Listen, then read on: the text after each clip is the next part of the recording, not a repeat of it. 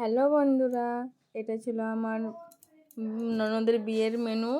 তো আমি ভাবলাম তোমাদের সঙ্গে একটু শেয়ার করি।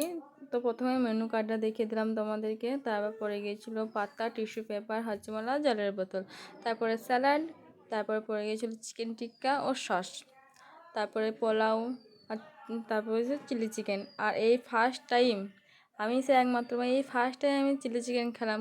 কেউ আছো আমার মতন? থাকলে কমেন্টে জানিও। আর তারপর সাদা ভাত, ভেজ ডাল, আর তারপর পরে গিয়েছিলো ঝুরি ঝুরি করে ভাজা আলুর চিপস। আর এই আলুর চিপসটা খেতে কার না ভালো লাগে? আমার তো খুবই ভালো লাগে, আমার তো খুবই প্রিয়।